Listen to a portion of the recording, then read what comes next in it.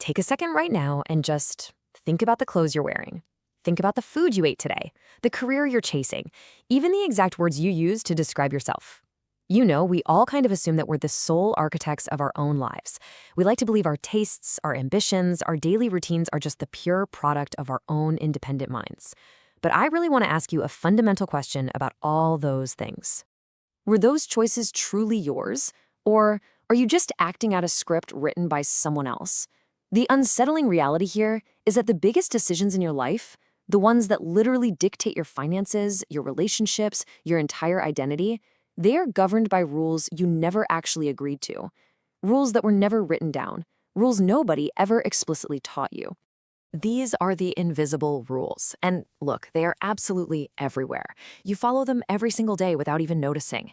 Yet they quietly and powerfully shape exactly what you buy, who you trust, what you believe, and ultimately, who you become. So to really understand our own lives, we have to pull back the curtain on these profound psychological forces that are steering us right from the shadows. All right, let's jump into section 1, the illusion of choice and society's unwritten script. Okay, picture this. You walk into a crowded elevator. The doors close. Everyone is just standing there in total silence, facing forward, staring at the numbers ticking up. Now, what would happen if you suddenly turned around and just stood there facing everyone else? I mean, the air in that space would instantly change, right? People would stare, you'd get shifting eyes, a ton of rising tension. Some people would feel incredibly uncomfortable, maybe even assuming something is deeply wrong with you. But why? There is absolutely zero law saying you have to face the elevator door. It is simply an unwritten social rule. It's an invisible expectation. Every society on Earth is held together by this vast web of silent agreements. Stand in line, shake hands, lower your voice in a library. And they're the invisible glue that makes society function smoothly. And honestly, most of them are really helpful. But some of these unwritten rules end up influencing our deepest life choices in ways we just never question. Moving on to section 2, the evolutionary code and exactly why we conform. To really grasp why we follow these silent scripts so blindly, we've got to look back thousands of years. Humans evolved in small, tightly knit tribes. And in that ancient world, being rejected by your group, well, it wasn't just socially awkward, it literally meant losing your food, your protection, and almost certainly your life. Because of that, our brains developed a desperate biological need for belonging. Modern neuroscience actually shows this terrifying internal tug of war happening right inside our heads. Today, social acceptance still heavily activates the brain's reward system. But social rejection? Neuroimaging shows that being socially excluded activates the anterior cingulate cortex, which is the exact same brain region that processes physical pain. Think about that for a second. Your brain treats a broken social bond practically the same as a broken bone. This biological imperative explains why fitting in often feels so much safer than standing out, even when standing out would be the completely logical thing to do.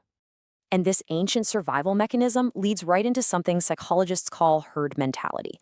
Imagine you're walking down a busy city street, and you notice 50 people standing completely still, just staring up at the empty sky. Without even thinking about it, your pace slows down, your gaze lifts, and you look up too. Why do we do that? It's because your brain uses a heuristic, basically a mental shortcut, known as social proof. It automatically assumes that this big group possesses some critical piece of information that you don't have. We naturally copy the behavior of others, especially when we're uncertain. Now, if everyone is running from a predator, copying the crowd totally saves your life. But modern life creates these incredibly complex situations where copying the crowd is actually a trap. We'll invest our life savings into a volatile market bubble just because everyone else is doing it. We parrot popular opinions because they offer the safety of the herd, rather than actually doing the really hard work of evaluating the evidence for ourselves. Now, this deep-seated urge to conform doesn't just apply to crowds. It extends to how we view authority, leading to this dangerous psychological blind spot we call authority bias. Just imagine someone wearing a crisp white lab coat giving you some medical advice. Now imagine that exact same advice coming from a total stranger in a t-shirt. You automatically, completely subconsciously, trust the lab coat more. Our brains evolved to defer to perceived leaders, just to reduce cognitive load. But authority isn't always right, and our deference can absolutely be weaponized. Back in the 1960s, psychologist Stanley Milgram demonstrated this in a famous and frankly deeply chilling experiment. Ordinary people were brought into a lab and instructed by this stern guy in a lab coat to administer increasingly painful electric shocks to another person in the next room. As the voltage supposedly went up, the participants could hear these agonizing screams and desperate pleas to stop. Now, it was a setup. the shocks were fake, the screams were just a recording. Yet whenever the subjects hesitated, the man in the lab coat would just calmly insist, the experiment requires that you continue. And the horrifying reality, a massive, massive majority of ordinary, decent people kept going, administering what they fully believed were lethal shocks simply because a perceived authority figure told them to. It is a stark reminder that while authority deserves respect, it desperately requires our thoughtful, unwavering questioning. Which brings us to Section 3, the modern trap of consumerism and culture. See, we carry all these ancient survival mechanisms into a modern world that is perfectly designed to exploit them. Just look at the psychology of consumerism. You're walking down a store aisle, staring at two nearly identical products on a shelf. One costs $10, the other, identically formulated, costs $20. Without even a second thought, a huge percentage of us will automatically assume the $20 item is superior. This is known as the price-quality heuristic. Basically, our brains are cognitive misers. They're fundamentally kind of lazy, so they use price as a proxy for quality just to save mental effort. We even desire certain items, economists call them Veblen goods, specifically because they are expensive, using them to signal our elevated status to the rest of the tribe. And you better believe corporations and marketers understand these invisible cognitive shortcuts remarkably well. Advertising isn't just about selling products anymore. It is the highly sophisticated business of influence. Have you ever walked into a supermarket just intending to buy a carton of milk? You navigate the aisles, and suddenly you're leaving with a cart full of snacks, some new beverage, and a brand of chocolate you didn't even know existed 20 minutes ago. Was that really your unencumbered free will? Well, maybe, but consider the invisible architecture of that environment. The bright red packaging specifically designed to trigger primal urgency. The artificial scarcity of a sign screaming, "Only two left." The celebrity face smiling from a box, completely hacking your authority bias. The sleek packaging whispering about luxury and elevated status. Companies literally spend billions studying our neurobiology. Advertising influences your decisions most profoundly when it feels completely, 100% invisible. And this pervasive influence goes way beyond just what we buy. It actually dictates the very metrics of what we value in life. Think about how differently success is defined across the globe. In one society, success is inextricably linked to immense personal wealth and fancy corporate titles. In another, it means cultivating a large, tightly knit family. In others, it's defined by personal freedom, or a life completely dedicated to helping the vulnerable. Much of what you currently consider a successful life was actually just handed to you by the specific cultural moment you happen to be born into. The careers we admire, the lifestyles we celebrate, the milestones we stress over. Because of this deeply ingrained cultural conditioning, countless people spend the absolute best years of their lives tirelessly pursuing inherited dreams, never once pausing to ask if they actually even want the prize at the end of the race. And the psychological toll of trying to meet these inherited goals, it has literally never been more crushing because the arena has fundamentally changed. Decades ago, your comparison group, your tribe, so to speak, was just your local neighbors and your high school classmates. That was the old rulebook. But today, we are subjected to the new rulebook. We carry these glowing screens in our pockets that force our primitive brains to compare ourselves to millions of people globally. We are constantly bombarded with perfect vacations, immaculate luxury cars, airbrushed bodies, and these viral one-in-a-million achievements. So the invisible rule of the modern age becomes this constant, paralyzing hum of, I should be doing better. We suffer the unprecedented anxiety of comparing our everyday, messy reality to a highly edited, mathematically amplified highlight reel, which creates a digital distortion of expectations that no human being could ever actually meet. So let's look at Section 4, the human cost, through Arav's story.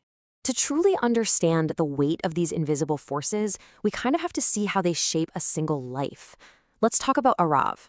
As a kid, he had this vivid, undeniable passion. He just loved the quiet patience of nature. He'd spend every single weekend out in the woods, looking through the lens of a camera, capturing the raw beauty of wildlife. It brought him profound joy. But as he approached college, the invisible rules began to tighten their grip. Relatives would loudly praise engineering degrees. His friends were anxiously preparing for lucrative corporate recruitment. Teachers told him to find a stable, respectable career. Notice, no one ever explicitly forbade him from photography, but Arav slowly convinced himself that his dream was just foolish and unrealistic. So he folded. He entered adulthood, put on a suit, and got that coveted, successful corporate job. He sat in a gray cubicle surrounded by spreadsheets, earning really good money and feeling completely hollow. This strange, quiet unfulfillment just haunted his days. It wasn't until years later, during a moment of profound awakening, that he finally dusted off his old camera and started shooting again. Looking back, Arav realized a heartbreaking truth. His biggest obstacle was never a lack of talent. It was the invisible rule that told him his success had to look exactly like everyone else's. Social expectations quietly, systematically shape our life's trajectory long before we ever recognize their hand on the steering wheel. Which brings us to our final part, Section 5, reclaiming the mind and escaping these invisible rules. The good news? We do not have to remain passive passengers in our own lives. We can take back the wheel. Now, the goal here isn't blind rebellion against all structures. The objective is conscious awareness. It's moving from just reacting to actually choosing. And there are practical strategies to escape the invisible rules. Step 1. Before making any major choice, whether it's buying a luxury car or choosing a career path, just pause and ask yourself, do I actually want this, or do I just want the social approval that comes attached to it? Step 2. Question urgency. When an advertisement screams buy now, or the culture dictates you have to hit a certain milestone by age 30, just stop. Urgency is the enemy of reason. Ask yourself if the decision still makes sense tomorrow. Step 3. Actively seek out new perspectives. Read challenging books, travel, have real conversations with people who fundamentally disagree with you. Friction exposes the invisible walls of your own echo chamber. And finally, Step 4. Build the emotional resilience to stand apart when logic demands it. The biological sting of social rejection is very real, but history's greatest innovators, artists, and thinkers, they all accepted that disagreement is simply the price of progress. See, the most insidious form of control isn't forcing you to obey, it's making you believe you chose freely when you never even questioned the options that were handed to you. True independence is doing the difficult, profound work of recognizing which choices were never truly yours to begin with. The greatest freedom isn't doing whatever you want, it's knowing why you want it. So as you go about your day tomorrow, look around and ask yourself, which invisible rules are actually worth keeping, and which ones deserve to be broken?